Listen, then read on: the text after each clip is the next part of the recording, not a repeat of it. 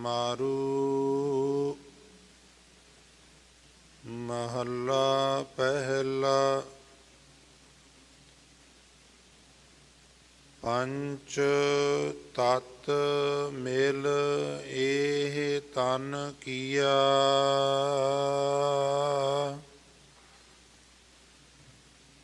आत्म राम पाए सुख थिया। पंच तत् मिल एह तन किया। आत्म राम पाए सुख थिया।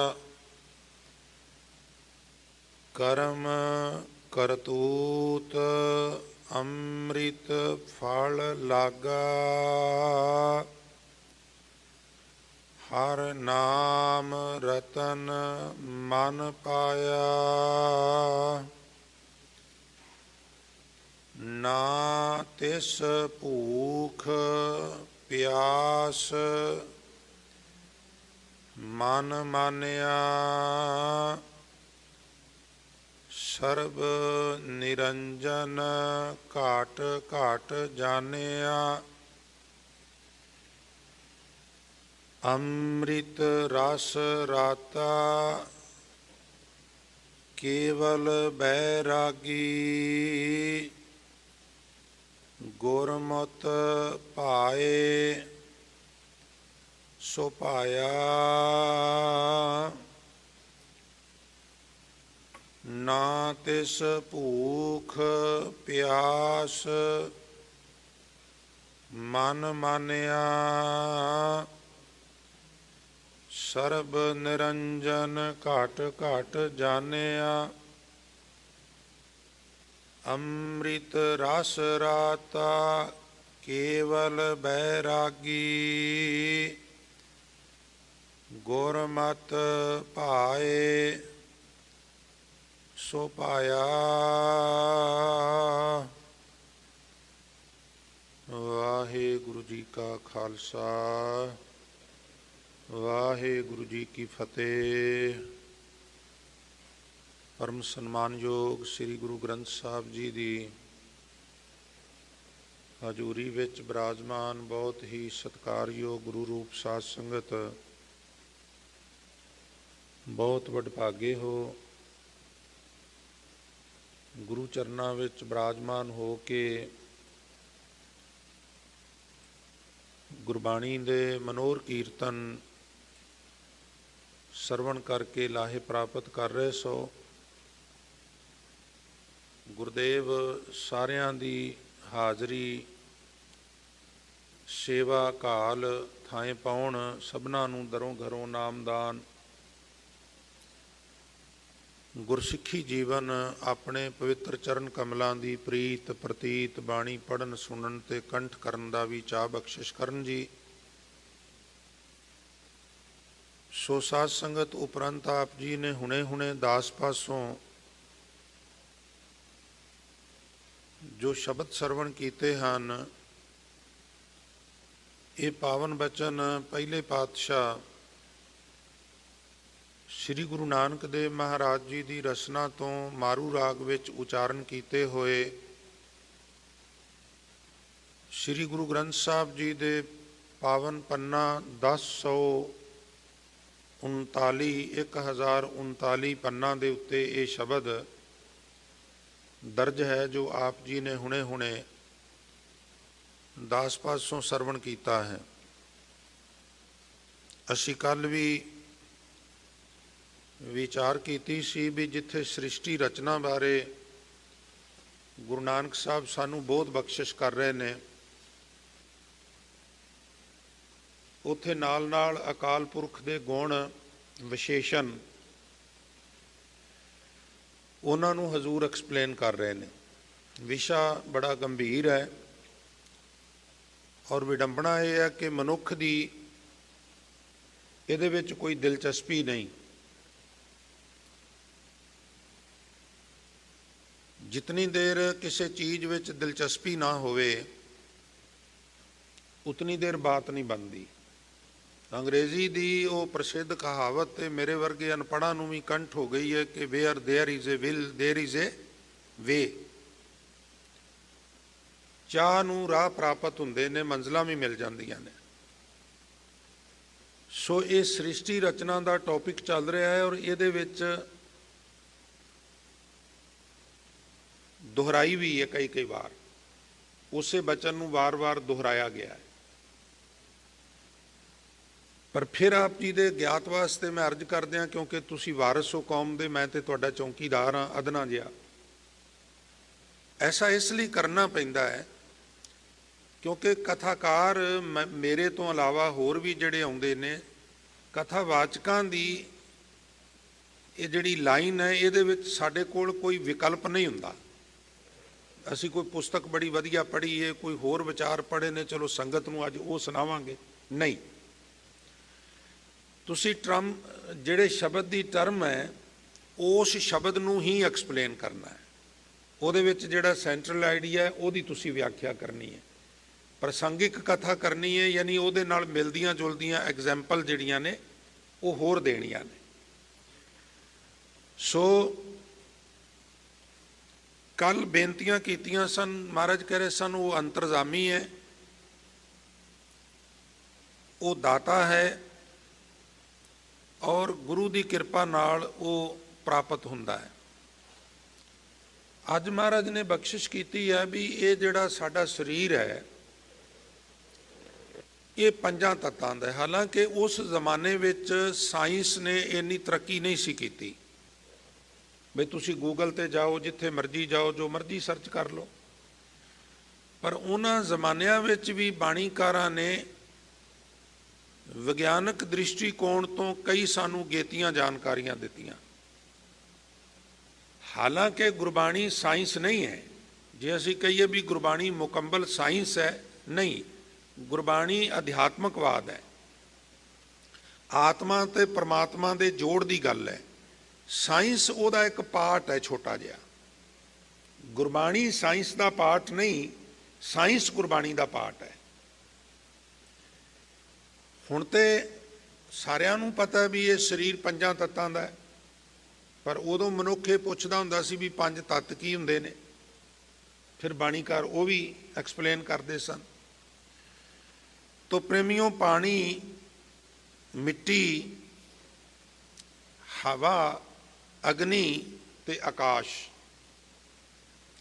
ਇਹ 5 ਤੱਤ ਨੇ। ਤੇ ਫਿਰ ਜਾ ਕੇ ਇਹ ਮਨੁੱਖ ਦੀ ਜਿਹੜੀ ਦੇਹ ਹੈ, ਮਨੁੱਖ ਦਾ ਸਰੀਰ ਹੈ, ਇਹ 5 ਤੱਤਾਂ ਦਾ ਮੁਜੱਸਮਾ ਹੈ, 5 ਤੱਤਾਂ ਦਾ ਜੋੜ ਹੈ।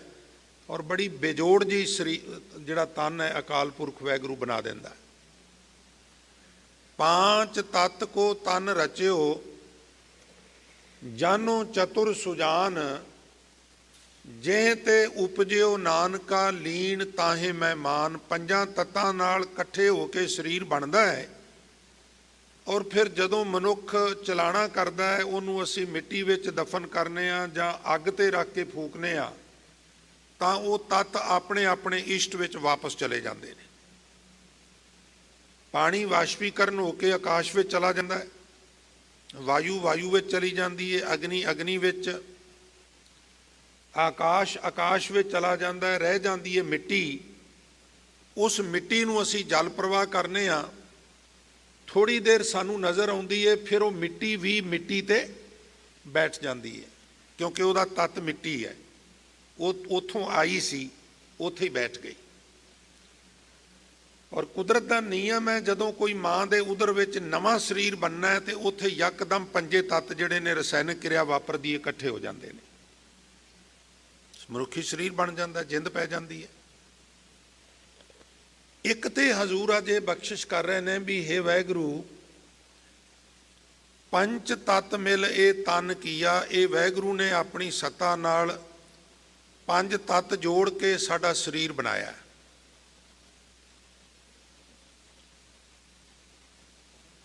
ਔਰ ਫਿਰ ਆਤਮ ਰਾਮ ਪਾਏ ਸੁਖ ਥੀਆ। ਫਿਰ ਜਿਨੇ ਸਰੀਰ ਧਾਰਨ ਕਰਕੇ, ਵਾਹਿਗੁਰੂ ਵਾਹਿਗੁਰੂ, ਸਰੀਰ ਧਾਰਨ ਕਰਕੇ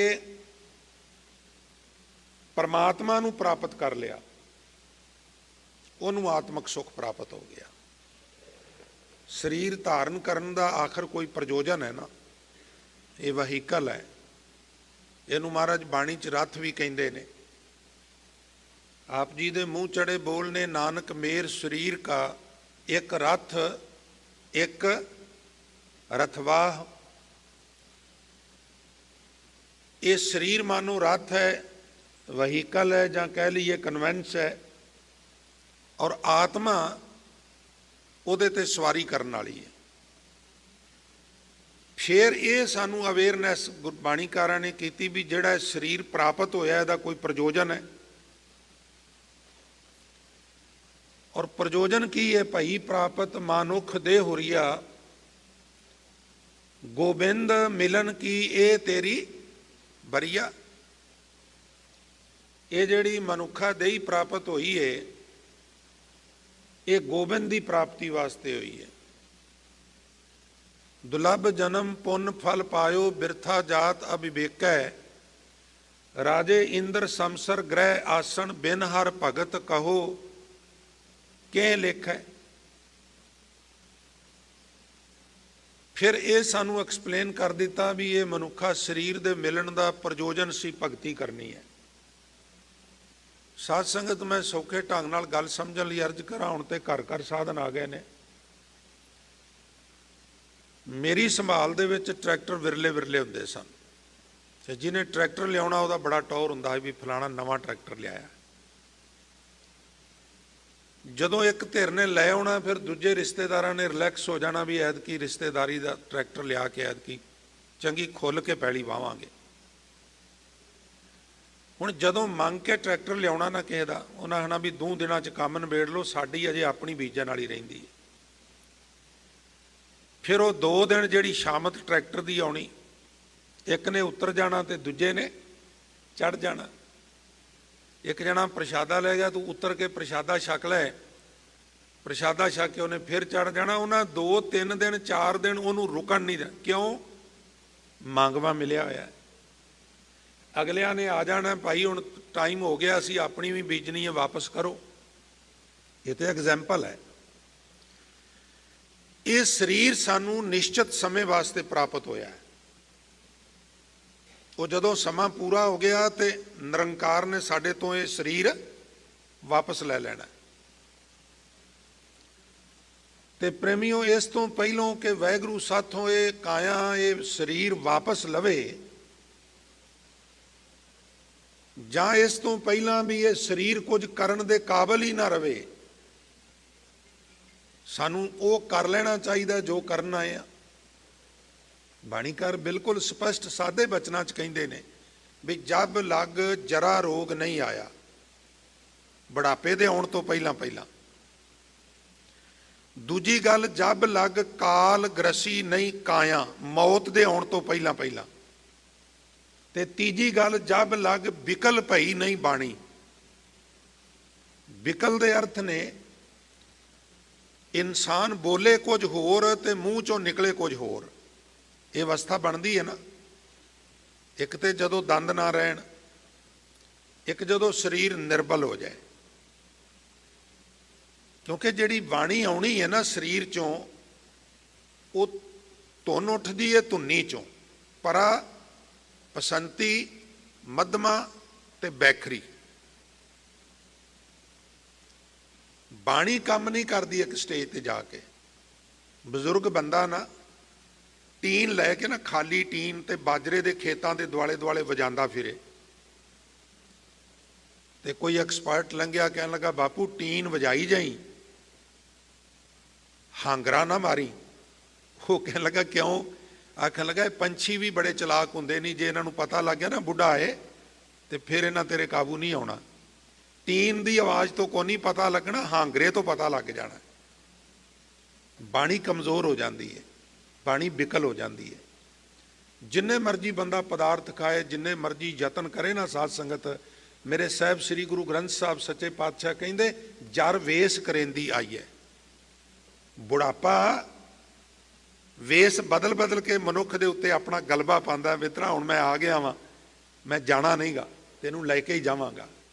ਮੇਰੇ ਮੌਲਾ ਤੇਰੀ ਦੁਨੀਆ ਫਾਨੀ ਦੇਖੀ, ਫਾਨੀ ਕਹਿੰਦੇ ਜਿਹੜੀ ਫਨਾ ਹੋਣ ਵਾਲੀ ਹੋਵੇ। मेरे मौला तेरी दुनिया फानी देखी, हर चीज यहाँ की आनी जानी देखी।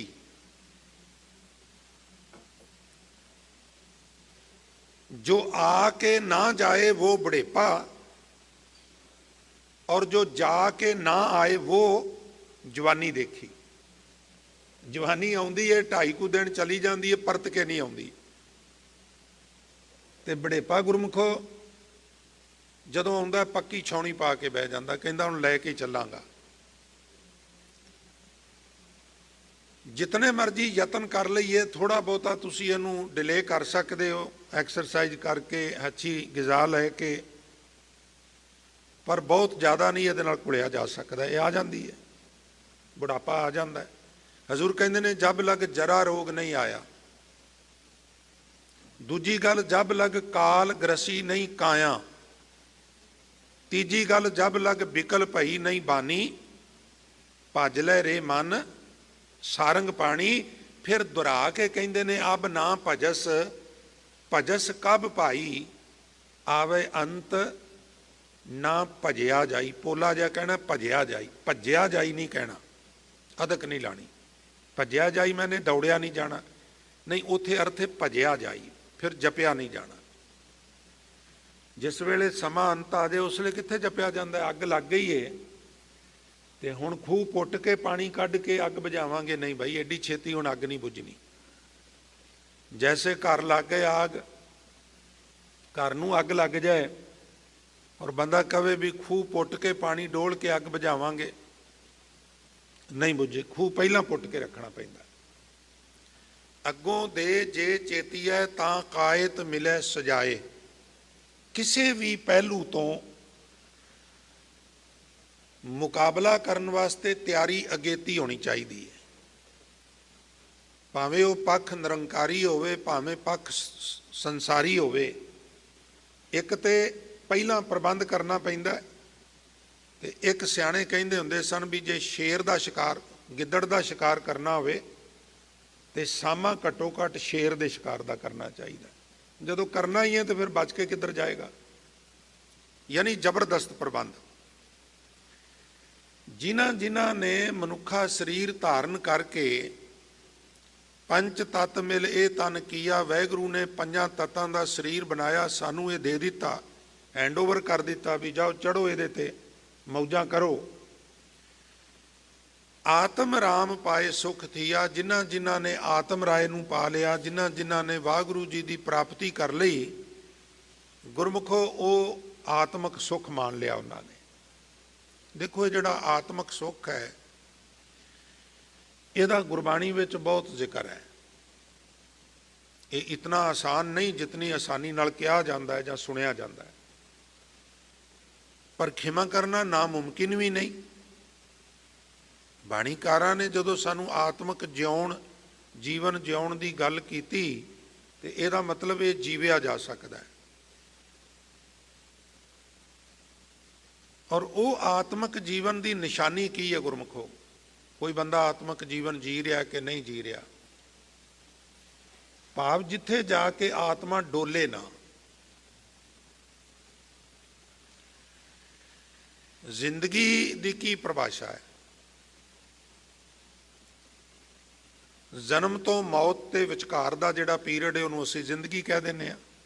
अच्छा, इस जिंदगी विच कई रंग आउंदे ने, कई जांदे ने, पर 2 रंग इस तरह के ने जिहड़े कदी भुलदे नहीं। एक जदों बहुत सुख वेखिया होवे, वो समा नहीं भुलदा जिंदगी, और एक जदों बहुत वड्डी कोई मुसीबत जिंदगी च आई होवे, वो नहीं भुलदी। ये 2 रंग ने ना जिहड़े दुख दे ते सुख दे, ये फिर चेते की चंगेर च घर कर जाते हैं। आत्मक अडोलता वो अवस्था है जिथे सुखां विच मनुख फुल फुल के नहीं बहिंदा ते दुखां दे विच विचलित नहीं हुंदा, मुसीबत नूं वेख के घबरांदा नहींगा। दिमागी संतुलन उहदा ज्यों दा त्यों बनिया रहिंदा। इहनूं कहिंदे ने आत्मक अडोलता गुरमुखो। ਸੋ ਜਿਨ੍ਹਾਂ ਜਿਨ੍ਹਾਂ ਨੇ ਵਾਹਿਗੁਰੂ ਨੂੰ ਜੀਂਦੇ ਜੀ ਪ੍ਰਾਪਤ ਕਰ ਲਿਆ, ਉਹਨਾਂ ਨੂੰ ਆਤਮਕ ਅਡੋਲਤਾ ਪ੍ਰਾਪਤ ਹੋ ਗਈ। ਕਰਮ ਕਰਤੂਤ ਅੰਮ੍ਰਿਤ ਫਲ ਲਾਗਾ।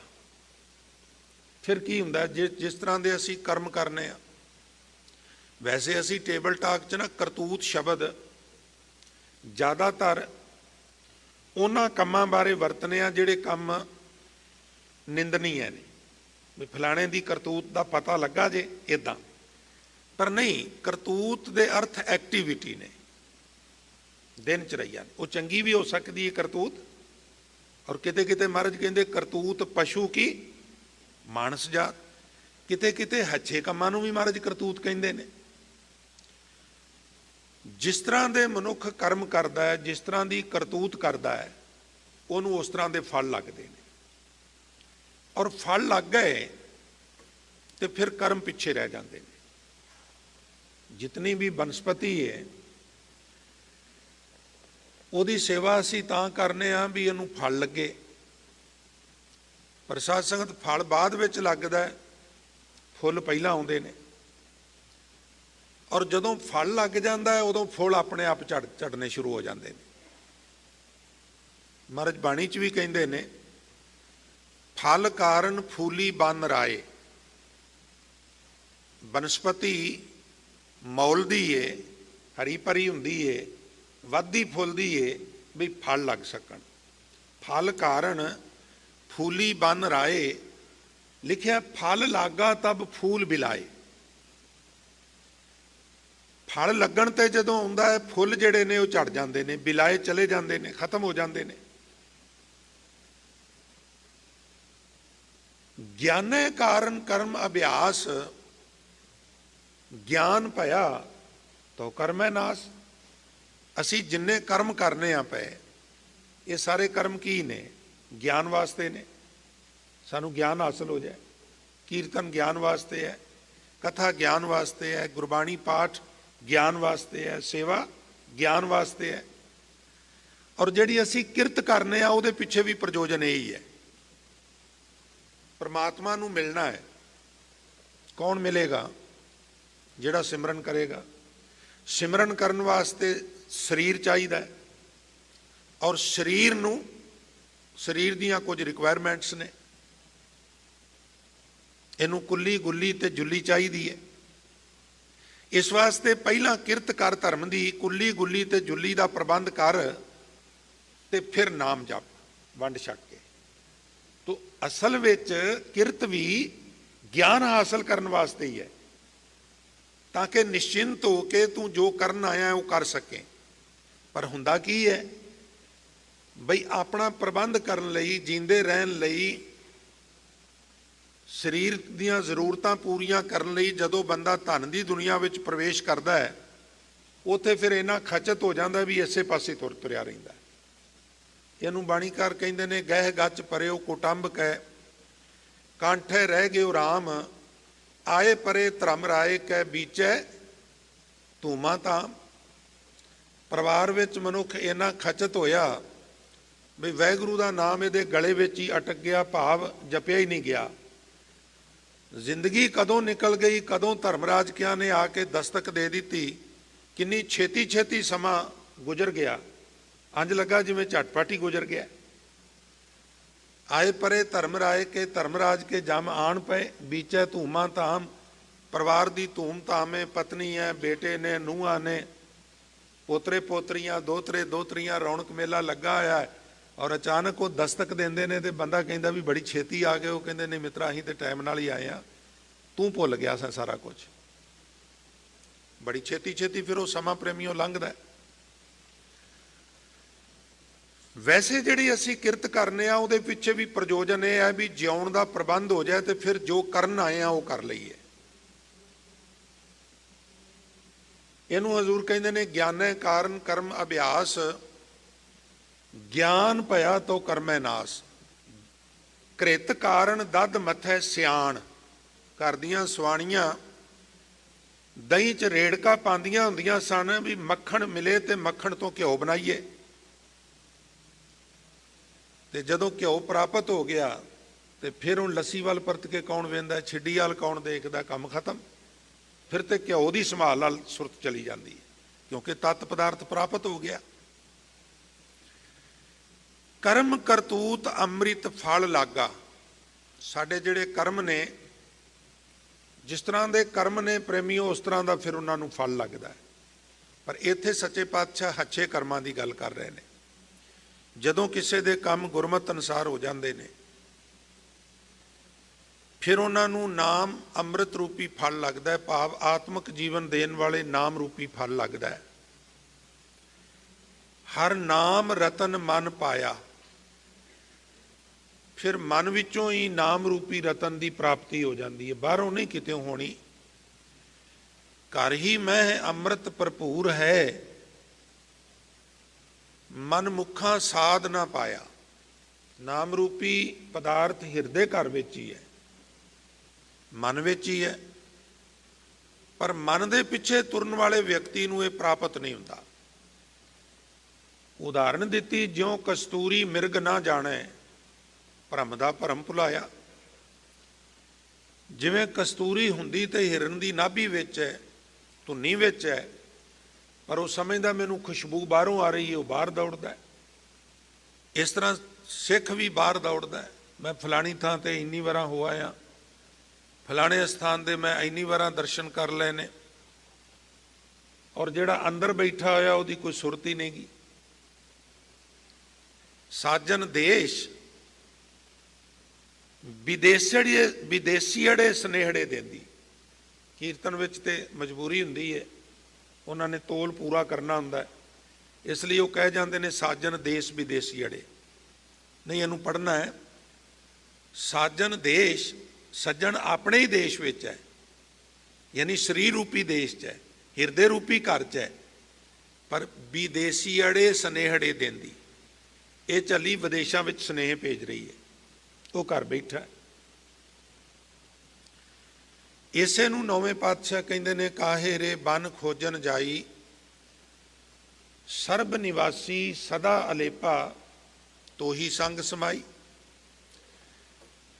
ਭਾਈ, ਜਿਸ ਵਿਧਾਤੇ ਨੂੰ ਤੂੰ ਲੱਭਣ ਵਾਸਤੇ ਜੰਗਲਾਂ ਬੇਲਿਆਂ 'ਚ ਜਾਣਾ ਹੈ, ਪਹਾੜਾਂ ਦੀਆਂ ਕੰਧਰਾਂ ਛਾਨਣਾ ਹੈ, ਉਹ ਤੇ ਤੇਰੇ ਆਪਣੇ ਹਿਰਦੇ ਰੂਪੀ ਘਰ 'ਚ ਬੈਠਾ ਹੈ, ਸਰਬ ਨਿਵਾਸੀ ਔਰ ਸਦਾ ਅਲੇਪਾ, ਸਾਰਿਆਂ ਦੇ ਵਿੱਚ ਹੈ, ਸਾਰਿਆਂ ਤੋਂ ਅਲੇਪ ਵੀ ਹੈ, ਭਾਵ ਨਿਰਲੇਪ ਹੈ।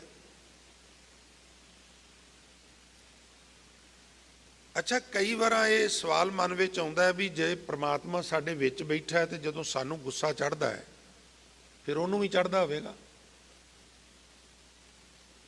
ਜਦੋਂ ਸਾਡੇ ਮਨ ਵਿੱਚ ਲਾਲਚ ਆਉਂਦਾ ਹੈ, ਫਿਰ ਉਹ ਵੀ ਲਿਬੜਦਾ ਹੋਵੇਗਾ ਲਾਲਚ ਨਾਲ। ਜਦੋਂ ਸਾਡੇ ਮਨ 'ਚ ਕੁਝ ਨੈਗੇਟਿਵ ਫੁਰਨੇ ਆਉਂਦੇ ਨੇ, ਫਿਰ ਉਹਦੇ ਮਨ 'ਚ ਵੀ ਆਉਂਦੇ ਹੋਣਗੇ, ਅੰਦਰ ਜੋ ਬੈਠਾ ਹੋਇਆ। ਤੇ ਫਿਰ ਮਹਾਰਾਜ ਕਹਿੰਦੇ ਨੇ ਵੀ ਨਹੀਂ, ਉਹ ਅੰਦਰ ਹੁੰਦਿਆਂ ਵੀ ਨਿਰਲੇਪ ਹੈ। ਅੱਛਾ, ਹੁਣ ਖਾਤਰ ਕਿਵੇਂ ਹੋਵੇ, ਤਸੱਲੀ ਕਿਵੇਂ ਹੋਵੇ?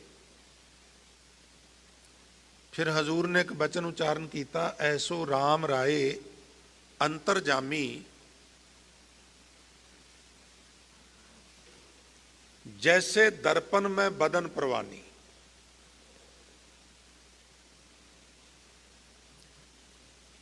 ਬਸੈ ਘਟਾ ਘਟ ਲੀਪ ਨਾ ਛੀਪੈ, ਬੰਧਨ ਮੁਕਤਾ ਜਾਤ ਨਾ ਦੀਸੈ, ਪਾਣੀ ਮਾਹੇ ਦੇਖ ਮੁਖ ਜੈਸਾ, ਨਾਮੇ ਕੋ ਸੁਆਮੀ ਬੀਠਲ ਐਸਾ। ਦੋ ਉਦਾਹਰਨਾਂ ਦਿੱਤੀਆਂ, ਪਰ ਮੈਨੂੰ ਇਸ ਤਰ੍ਹਾਂ ਲੱਗਦਾ ਵੀ ਜਿਵੇਂ ਸਿਰੇ ਹੀ ਲਾ ਦਿੱਤੀ ਗੱਲ। ਕਹਿੰਦੇ ਨਿਰਲੇਪ ਰਹਿੰਦਾ ਹੈ। ਜਿਸ ਤਰ੍ਹਾਂ ਤੁਸੀਂ ਆਦਮਕਦ ਸ਼ੀਸ਼ੇ ਦੇ ਸਾਹਮਣੇ ਖੜੇ ਹੋ ਜਾਓ, ਤੁਹਾਡੀ ਪਰਛਾਈ, ਤੁਹਾਡਾ ਪ੍ਰਤੀਬਿੰਬ ਸ਼ੀਸ਼ੇ 'ਚ ਚਲਾ ਜਾਂਦਾ ਹੈ, ਪਰ ਸ਼ੀਸ਼ੇ ਦੀ ਪਹੁੰਚ ਤੁਹਾਡੇ ਤੱਕ ਨਹੀਂ ਹੁੰਦੀ। ਤੁਹਾਡਾ ਪ੍ਰਤੀਬਿੰਬ ਚਲਾ ਜਾਂਦਾ ਹੈ, ਤੁਹਾਡਾ ਅਕਸ਼ ਚਲਾ ਜਾਂਦਾ ਹੈ, ਸ਼ੀਸ਼ਾ ਤਾਂ ਨਹੀਂ ਨਾ ਸਾਡੇ ਤੱਕ ਆਉਂਦਾ। ਨਿਤਰੇ ਹੋਏ ਪਾਣੀ ਦਾ ਟੱਬ ਲੈ ਲਓ, ਕੋਈ ਲੇਕ ਹੋਵੇ, ਕੋਈ ਛਪੜੀ ਹੋਵੇ, ਪਾਣੀ ਰੁਕਿਆ ਹੋਵੇ, ਨਿਤਰਿਆ ਹੋਵੇ, ਤੁਸੀਂ ਉਹਦੇ ਕੋਲ ਖੜੇ ਹੋ ਕੇ ਥੋੜ੍ਹੇ ਜਿਹੇ ਝੁਕ ਜਾਓ, ਤੁਹਾਡਾ ਅਕਸ਼ ਤੁਹਾਨੂੰ ਪਾਣੀ 'ਚ ਸ਼ੀਸ਼ੇ ਵਾਂਗੂ ਦਿਸੇਗਾ। ਤੁਹਾਡਾ ਚਿਹਰਾ ਪਾਣੀ 'ਚ ਪਹੁੰਚ ਗਿਆ ਨਾ। ਪਰ ਹੁਣ ਤੁਸੀਂ ਮੱਥੇ ਤੇ ਹੱਥ ਲਾ ਕੇ ਵੇਖੋ ਵੀ ਮੇਰਾ ਮੱਥਾ ਗਿੱਲਾ ਤੇ ਨਹੀਂ ਹੋਇਆ, ਪਾਣੀ ਤੁਹਾਡੇ ਤੱਕ ਨਹੀਂ ਪਹੁੰਚਿਆ, ਤੁਸੀਂ ਪਾਣੀ ਤੱਕ ਪਹੁੰਚ ਗਏ। ਠੀਕ ਇਸ ਤਰ੍ਹਾਂ ਉਹ ਸਾਡੇ ਵਿੱਚ ਰਹਿ ਕੇ ਵੀ, ਬੈਠ ਕੇ ਵੀ, ਜਦੋਂ ਅਸੀਂ ਕ੍ਰੋਧੀ ਹੁੰਦੇ ਹਾਂ ਉਹ ਕ੍ਰੋਧੀ ਨਹੀਂ ਹੁੰਦਾ, ਜਦੋਂ ਅਸੀਂ ਕਾਮਾਤੁਰ ਹੁੰਦੇ ਹਾਂ ਉਹ ਕਾਮਾਤੁਰ ਨਹੀਂ ਹੁੰਦਾ, ਬੈਠਾ ਵਿੱਚ ਹੀ ਹੈ। ਪਰ ਸਰਬ ਨਿਵਾਸੀ ਸਦਾ ਅਲੇਪਾ ਤੋਹੀ ਸੰਗ ਸਮਾਈ। ਕਹਿ ਲਗੇ ਜੀ ਇਹ ਕਿੱਦਾਂ ਹੋ ਸਕਦਾ? ਨੌਵੇਂ ਪਾਤਸ਼ਾਹ ਨੇ ਵੀ ਦੋ ਉਦਾਹਰਨਾਂ ਦਿੱਤੀਆਂ। ਕਹਿ ਲਗੇ ਪੋਹਪ ਮੱਧ ਜਿਉਂ ਬਾਸ ਬਸਤ ਹੈ, ਉਹ ਤੁਹਾਡੇ ਵਿੱਚ ਹੀ ਹੈ, ਉਹਨੂੰ ਤੁਸੀਂ ਵੇਖ ਨਹੀਂ ਸਕਦੇ, ਛੂ ਨਹੀਂ ਸਕਦੇ, ਮਹਿਸੂਸ ਕਰ ਸਕਦੇ ਹੋ। ਕਹਿ ਲਗੇ ਕਿਵੇਂ? ਕਹਿ ਲਗੇ ਜਿਸ ਤਰ੍ਹਾਂ ਕਿਸੇ ਫੁੱਲ ਦੀ ਖੁਸ਼ਬੂ ਨੂੰ ਪਕੜਿਆ ਨਹੀਂ ਜਾ ਸਕਦਾ, ਦੇਖਿਆ ਵੀ ਨਹੀਂ ਜਾ ਸਕਦਾ। ਫੁੱਲ ਦਿਸਦਾ ਪ੍ਰੇਮੀਓ, ਖੁਸ਼ਬੂ ਥੋੜਾ ਦਿਸਦੀ ਹੈ, ਪਰ ਖੁਸ਼ਬੂ ਨੂੰ ਨੱਕ ਮਹਿਸੂਸ ਕਰ ਸਕਦਾ ਹੈ। ਮੁਕਰਮ ਹੈ ਜੈਸੇ ਸ਼ਾਈ, ਜਿਸ ਤਰ੍ਹਾਂ ਸ਼ੀਸ਼ੇ ਵਿੱਚ ਸ਼ੀਸ਼ਾ ਵੇਖਣ ਵਾਲੇ ਦਾ ਪ੍ਰਤੀਬਿੰਬ, ਤੈਸੇ ਹੀ ਹਰ ਬਸੈ ਨਿਰੰਤਰ ਘਾਟੀ ਹੀ ਖੋਜੋ ਪਾਈ। ਇਸ ਤਰ੍ਹਾਂ ਲਗਾਤਾਰ ਪ੍ਰਮਾਤਮਾ ਤੁਹਾਡੇ ਸਾਡੇ ਅੰਦਰ ਰਹਿੰਦਾ, ਹਿਰਦੇ 'ਚ ਖੋਜੋ, ਬਾਹਰ ਨਾ ਖੋਜੋ। ਬਾਹਰ ਢੂੰਡਣ ਤੇ ਛੂਟ ਪਰੇ ਗੁਰ ਘਰ ਹੀ ਮਾਏ ਦਿਖਾਇਆ ਥਾ, ਫਿਰ ਇਹ ਅਵਸਥਾ ਬਣਦੀ ਹੈ। ਇਸ ਲਈ ਕਰਮ ਕਰਤੂਤ ਅੰਮ੍ਰਿਤ ਫਲ ਲਾਗਾ, ਹਰ ਨਾਮ ਰਤਨ ਮਨ ਪਾਇਆ। ਨਾ ਤਿਸ ਭੂਖ ਪਿਆਸ ਮਨ ਮਾਨਿਆ। ਜਿਸ ਜਗਿਆਸੂ ਦਾ ਮਨ ਵਾਹਿਗੁਰੂ ਜੀ ਵਿੱਚ ਪਤੀਤ ਜਾਂਦਾ ਹੈ, ਸਿਮਰਨ ਵਿੱਚ ਲੱਗ ਜਾਂਦਾ ਹੈ, ਉਹਦੀ ਫਿਰ ਭੁੱਖ ਤੇ ਪਿਆਸ, ਭਾਵ ਅਰਥ ਉਹਦੀ ਤ੍ਰਿਸ਼ਨਾ ਖਤਮ ਹੋ ਜਾਂਦੀ ਹੈ। ਵੈਸੇ ਤੇ ਮਹਾਰਾਜ ਬਾਣੀ 'ਚ ਕਹਿੰਦੇ ਨੇ ਤ੍ਰਿਸ਼ਨਾ ਬਿਰਲੇ ਹੀ ਕੀ ਬੁੱਝੀ ਹੈ, ਪਰ ਜੇ ਮਨ ਵਿੱਚ ਵਸ ਜਾਏ, ਮਨ ਵਿੱਚ ਭਾ ਜਾਏ, ਫਿਰ ਉਹਦੀ ਭੁੱਖ ਵੀ ਮੁੱਕ ਜਾਂਦੀ ਹੈ, ਪਿਆਸ ਵੀ ਮੁੱਕ ਜਾਂਦੀ ਹੈ। ਇੱਕ ਦਿਨ ਨਾ ਮਹਾਰਾਜ ਗੁਰੂ ਨਾਨਕ ਸਾਹਿਬ ਮਰਦਾਨੇ ਨੂੰ ਕਹਿਣ ਲੱਗੇ, ਮਰਦਾਨੇ ਸਾਰੀ ਉਮਰ ਭੁੱਖੇ ਰਹਿ ਰਹਿ ਕੇ, ਧਿਆਏ ਰਹਿ ਰਹਿ ਕੇ, ਪੈਦਲ ਤੁਰ ਤੁਰ ਕੇ, ਰਾਖਸ਼ਾਂ ਦਾ ਸਾਹਮਣਾ ਕਰ ਕਰਕੇ, ਵਿਰੋਧੀਆਂ ਦਾ ਸਾਹਮਣਾ ਕਰ, ਤੂੰ ਸਾਥ ਦਿੱਤਾ, ਸਾਰੀ ਉਮਰ ਮੇਰਾ ਸਾਥ ਦਿੱਤਾ। 1 ਸਾਲ 2 ਸਾਲ 3 ਸਾਲ 10 ਸਾਲ 20 ਸਾਲ ਨਹੀਂ, ਕਈ ਦਹਾਕੇ ਤੂੰ ਮੇਰਾ ਸਾਥ ਦਿੱਤਾ ਹੈ, ਔਰ ਬਦਲੇ ਵਿੱਚ ਕੁਛ ਨਹੀਂ ਲਿਆ, ਕੋਈ ਸੈਲਰੀ ਨਹੀਂ, ਕੋਈ ਤਨਖਾਹ ਨਹੀਂ, ਕੋਈ ਰਿਕੁਆਇਰਮੈਂਟ ਨਹੀਂ, ਕੁਛ ਨਹੀਂ, ਮੈਂ ਤੈਨੂੰ ਕੁਝ ਨਹੀਂ ਦੇ ਸਕਿਆ, ਤੈਨੂੰ ਭੁੱਖੇ ਰੱਖਿਆ, ਪਿਆਸੇ ਰੱਖਿਆ, ਥਕਾਇਆ ਬਹੁਤ ਹੈ ਤੈਨੂੰ ਤੋਰ ਤੋਰ ਕੇ, ਮੈਂ ਬੜਾ ਖੁਸ਼ ਹਾਂ ਤੇਰੇ ਤੇ। ਬੜੇ ਧਿਆਨ ਨਾਲ ਸੁਣਨ ਵਾਲੀ ਗੱਲ ਜੇ। ਅੱਜ ਮੇਰਾ ਦਿਲ ਕਰਦਾ ਵੀ ਤੈਨੂੰ ਕੁਛ ਦਿਆਂ, ਔਰ ਮੇਰਾ ਇਹ ਵੀ ਦਿਲ ਕਰਦਾ ਵੀ ਉਹ ਦਿਆਂ ਜੋ ਤੂੰ ਚਾਹੁੰਦਾ ਹੈ, ਜੋ ਚਾਹੁੰਦਾ, ਜਿੰਨਾ ਚਾਹੁੰਦਾ ਥੋਕ ਵਿੱਚ ਮਿਲੇਗਾ। ਅੱਜ ਮੰਗ, ਤਗੜਾ ਹੋ ਕੇ ਮੰਗ। ਪਤਾ ਕੀ ਕਿਹਾ ਭਾਈ ਸਾਹਿਬ ਨੇ? ਹੱਥ ਜੋੜ ਕੇ ਕਹਿਣ ਲੱਗੇ, ਗੁਰੂ ਨਾਨਕ ਸਾਹਿਬ ਜੇ ਤਰੁੱਠੇ ਹੀ ਹੋ ਤੇ ਇੱਕ ਕਿਰਪਾ ਕਰੋ, ਅੰਦਰੋਂ ਮੰਗਾਂ ਹੀ ਖਤਮ ਹੋ ਜਾਣ, ਕੰਮ ਹੀ ਨਿਬੜ ਜਾਏ। ਸਾਰੀ ਉਮਰ ਮੰਗਤਾ ਹੀ ਬਣਾ ਕੇ ਰੱਖਣਾ ਜੇ ਤੁਹਾਡਾ ਕੀਰਤਨੀਆ ਵਾ। ਅੰਦਰ ਰਸਾਇਣਕ ਕਿਰਿਆ ਵਾਪਰ ਜਾਏ, ਮੰਗਾਂ ਸਾਰੀਆਂ ਡਿੱਗ ਪੈਣ। ਉਦੋਂ ਹੀ ਗੱਲ ਸ਼ੁਰੂ ਹੁੰਦੀ, ਉਦੋਂ ਪਹਿਲਾਂ ਤੇ ਸ਼ੁਰੂ ਨਹੀਂ ਹੁੰਦੀ। ਅਜੇ ਤੇ ਸਫ਼ਰ ਤੇ ਨਿਕਲੇ ਵੀ ਨਹੀਂ, ਕਿਉਂਕਿ ਅਜੇ ਮੰਗਾਂ ਨੇ। ਗੁਰੂ ਅਰਜਨ ਸਾਹਿਬ ਦੀ ਹਜ਼ੂਰੀ ਸਿੱਖ ਆਏ ਤੇ ਕਹਿਣ ਲੱਗੇ, ਮਹਾਰਾਜ ਵੀ ਨਾਂ ਲੈ ਕੇ ਨਾ, ਸਿੱਖਾਂ ਦਾ ਨਾਂ ਲੈ ਕੇ, ਮਹਿੰਦਰ ਸਿੰਘ, ਜਸਵਿੰਦਰ ਸਿੰਘ, ਮਹਾਰਾਜ ਕਥਾ ਬੜੀ ਸੋਹਣੀ ਕਰਦੇ ਨੇ, ਪਰ ਕਈ ਵਾਰ ਵੇਰ ਜਾਂਦੇ ਨੇ ਵੀ ਅਸੀਂ ਕਥਾ ਨਹੀਂ ਕਰਨੀ। ਆਖਣ ਲੱਗੇ ਸੱਦੋ, ਸੱਦਿਆ। ਮਹਾਰਾਜ ਕਹਿਣ ਲੱਗੇ, ਬਈ ਸੰਗਤ ਜਦੋਂ ਕਹਿੰਦੀ ਹੈ ਕਥਾ ਸੁਣਾਓ ਤੇ ਸੁਣਾਉਂਦੇ ਕਿਉਂ ਨਹੀਂ? ਮਹਾਰਾਜ ਸੁਣਾਉਂਦੇ ਆ, ਪਰ ਆਖਰ ਕਦੀ ਕਦਾਈ ਪਰਿਵਾਰ ਦੀ ਜ਼ਰੂਰਤਾਂ ਲਈ ਕਿਰਤ ਵੀ ਕਰਨੀ ਹੈ। ਤਾਂ ਮਹਾਰਾਜ ਕਹਿਣ ਲੱਗੇ ਵੀ ਉਹ ਲੋੜਾਂ ਤੁਹਾਡੀਆਂ ਗੁਰੂ ਪੂਰੀਆਂ ਕਰੇਗਾ, ਤੁਸੀਂ ਫੁੱਲ ਟਾਈਮ ਇਹੀ ਕੰਮ ਕਰਨਾ ਹੈ। ਚਲੇ ਗਏ, ਸਮਾਂ ਲੰਘ ਗਿਆ, ਫਿਰ ਆਏ, ਹਾਂ ਵੀ ਹੁਣ ਕਿਸ ਤਰ੍ਹਾਂ ਚੱਲਦਾ? ਮਹਾਰਾਜ ਤੁਹਾਡੀ ਬੜੀ ਕਿਰਪਾ, ਸੰਗਤ ਬਹੁਤ ਲਾਈਕ ਕਰਦੀ ਹੈ, ਜਿੱਥੇ ਵੀ ਜਾਂਦੇ ਆ ਸੰਗਤ ਆਉਂਦੀ ਹੈ, ਸੁਣਦੀ ਹੈ, ਪਰ ਇੱਕ ਸਮੱਸਿਆ ਹੈ। ਮਹਾਰਾਜ ਕਹਿਣ ਲੱਗੇ, ਕੀ ਸਮੱਸਿਆ ਹੈ? महाराज लोक तारीफ करते ने, आनंद बड़ा आउंदा है, पर सानू आनंद नहीं आउंदा, अंदरला शकून नहीं मिलता। उपदेश करने आ पर अपना शकून गवाच गया किते। पता की क्या सी महाराज ने? महाराज कह लगे जदों कथा करते हो ना, सुरत उदों भी तन विच ही हुंदी है, इनू उहदे विच लिजाना बंद कर दिओ। कथा करत धन में मन रहे, किम शांति गुण गण को लहे। ये बड़ी वड्डी विडंबना है ना कि सुरत किधर जाती है। जे सुरत इस ठक ठक वाल जा रही है, फिर इधर गल नहीं बनेगी, ते जे इधर गल बन गई तो फिर सुरत इस ठक ठक च नहीं जाएगी। नकटी को ठनगन बाढ़ा ढौं, हजूर कहते माया ढौं ढौं करदी फिरदी है। किने विवेकी काटी तू? कोई विरला विवेकी है जिहड़ा इहदियां फाहियां कटदा, नहीं तो ये सारिਆਂ ਨੂੰ काबू, रागियां ਨੂੰ भी, ढाडियां ਨੂੰ भी, प्रचारकां ਨੂੰ भी खिमा करना वस च करी फिरदी है, भजाई फिरदी है। कथा करत धन में मन रहे, कम से कम भलिया कीर्तन करन लग्या तेरी सुरत इधर ना जाए, कम से कम कथा करन लग्या तेरी सुरत इधर ना जाए। तेरी बात बनेगी तो तेरे ऑडियंस की भी बात बनेगी, तेरी नहीं बनेगी तो इन्हां दी किवें बनेगी?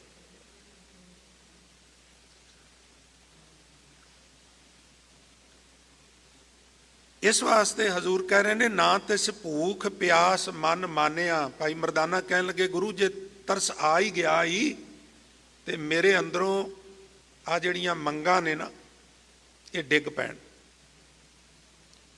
संकल्प ही ना आवे कोई मंग मंगनी है गुरु नानक कोलों। बाणी कहती है भी जे सिख की लोड़ है तो वह मंगे। बाणीकारां ने ना सानू मंग के बकायदा दस्या, मान मांगो, तान मांगो, धन लक्ष्मी सुत दे रिक्वायरमेंट है। मेरे भी कन तरसते ने भी मेरे घर पुत्र दियां चीखां दी आवाज़ मेरे कन्नां च पवे। महाराज कहंदे मंग, पर कोई मंग दी भी सीमा है ना, चरम सीमा ना पार कर जा। बाबा धन्ना साहब वर्गियां ने पूरी फरिश्त बना के रखी, गोपाल तेरा आरता जो जन तुमरी भगत करन ते तिनके काज सवारता। इसलिए दाल सीधा मांगो कियो, हमरा खुशी करे नित जियो।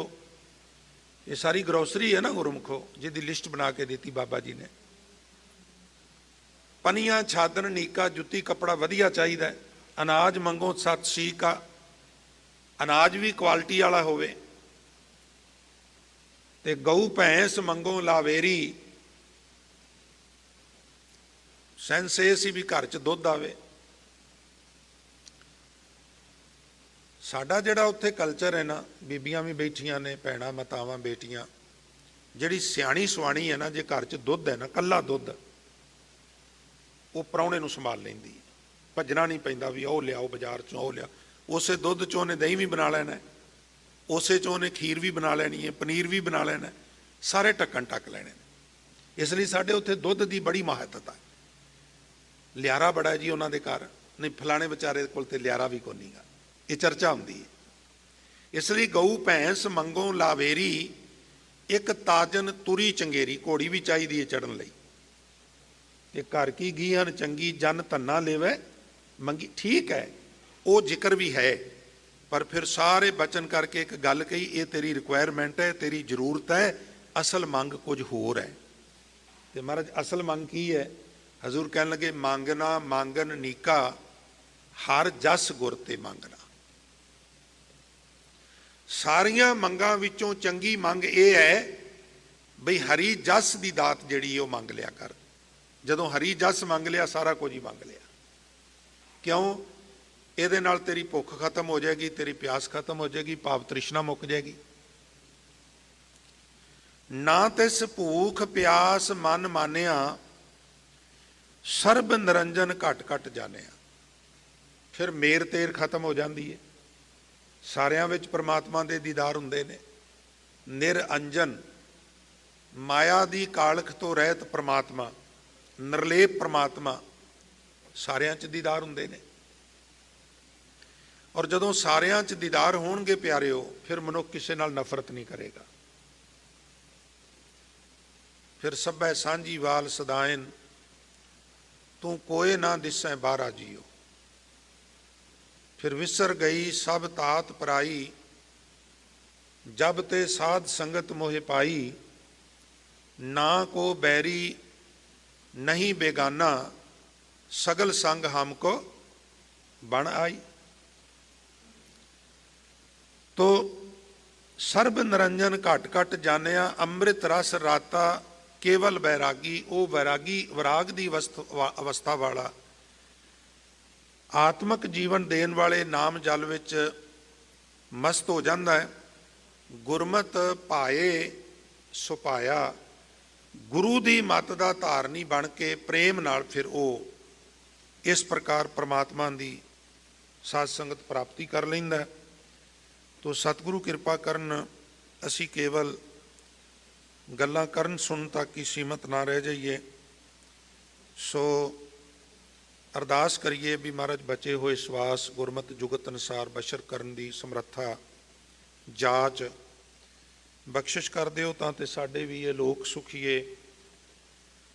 परलोक सुहेले। नानक हर प्रभ आपे मेले, माँ वाका अनुसार जीवन सफल हो जाए। इतनियां बेनतियां प्रवान करनियां जी, भुलां गलतियां दी खिमा बख्शनी। सो वाहिगुरु जी का खालसा, वाहिगुरु जी की